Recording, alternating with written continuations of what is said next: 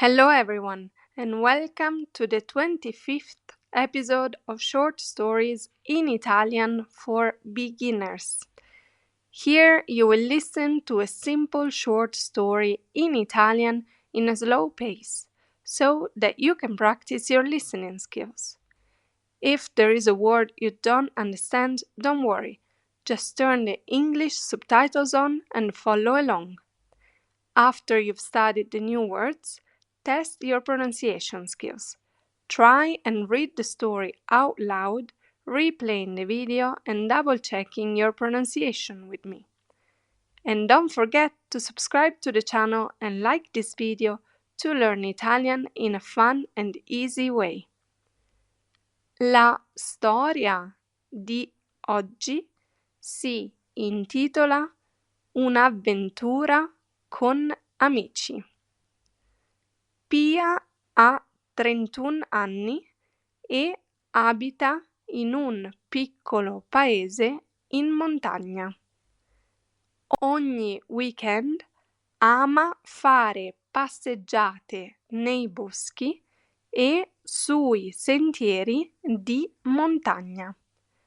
Con lei c'è sempre il suo cane Tony, un cane d'acqua portoghese intelligente e affettuoso.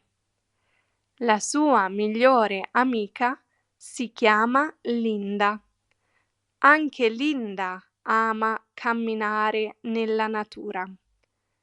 Ha un cane di nome Arno, un cane vivace con il pelo marrone e bianco.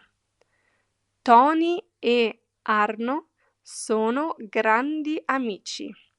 Corrono insieme, si annusano e giocano per ore. Ogni sabato mattina Pia e Linda si incontrano con i loro zaini, una bottiglia d'acqua, qualche panino e tanta voglia di camminare. I cani sono felici e saltano subito in macchina. Oggi vanno in un posto nuovo, un sentiero che porta a un piccolo lago in mezzo alla montagna. Il cammino è lungo, ma il paesaggio è bellissimo.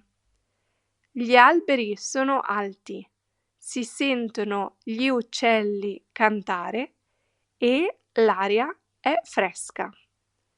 Dopo 2 ore di cammino arrivano al lago.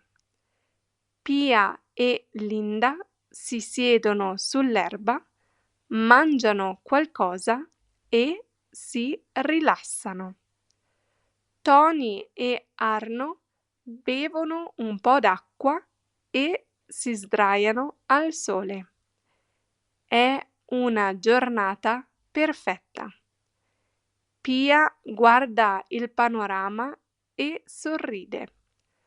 Ogni volta che veniamo qui mi sento felice, dice. Linda annuisce.